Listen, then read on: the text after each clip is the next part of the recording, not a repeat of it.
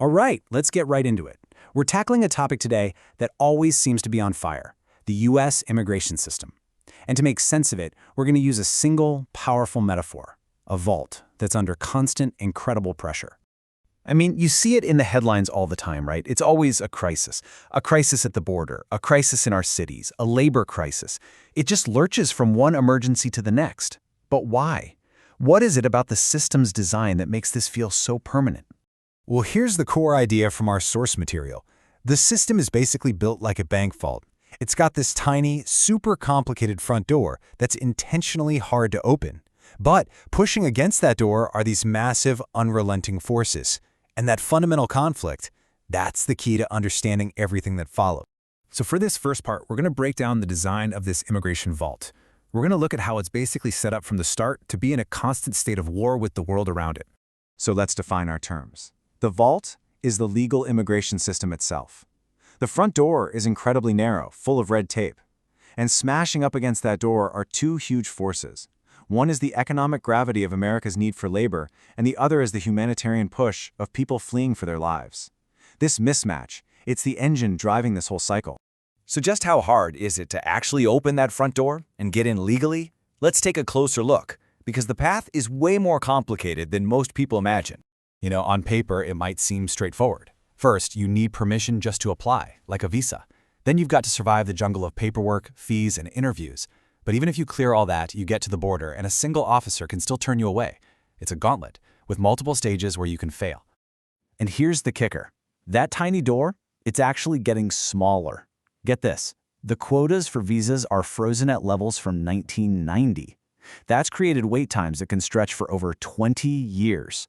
The costs have gone through the roof, and by 2026, the door has been completely slammed shut for people from 75 different countries. So the legal path isn't just hard, it's becoming nearly impossible for many. Okay, so we've got our immovable object, that nearly sealed vault. Now let's talk about the irresistible force. What is this incredible pressure pushing against that door day in and day out? What pulls people here no matter how tough we make it? It really boils down to classic push and pull factors. People are being pushed out of their homes by things they can't control, crushing poverty, terrifying violence, or their farms drying up from climate change. At the very same time, they are being pulled to the U.S. by things we have in abundance, jobs that need filling, family already here, and just the hope for safety and a better life. It's an incredibly powerful combination. And this quote just says it all, doesn't it? It perfectly captures the reality on the ground. When the legal front door is so clogged and expensive that it's functionally shut, the choice people are making isn't between right and wrong. It's a choice between a path that's illegal but might actually work, and a legal path that is completely impossible. So, you have this fundamental design flaw, an immovable object and an irresistible force. How does Washington even try to deal with this? Well, what we see is policy that just swings wildly back and forth, like a giant pendulum. For a while, one way to release the pressure was through the asylum system, a sort of legal relief valve. But look what happens. The sheer number of people using that legal pathway completely swaps it, creating a mind-boggling backlog of almost 4 million cases. The system just buckles under the weight. That is what total overload looks like. And then, bam, the pendulum swings violently the other way. After the system is strained to the breaking point in 2024, a massive enforcement crackdown in 2025 slams the vault shut. This leads to the lowest number of border crossings in decades, and then something truly historic happens in 2026. For the first time in half a century, more people are actually leaving the U.S. than coming in. It's a policy whiplash of epic proportions. And here's how the politics of it all gets so toxic. Both sides actually accuse each other of the same strategy, using the exact same phrase, flooding the zone. One side gets accused of deliberately flooding the country with migrants to break the system.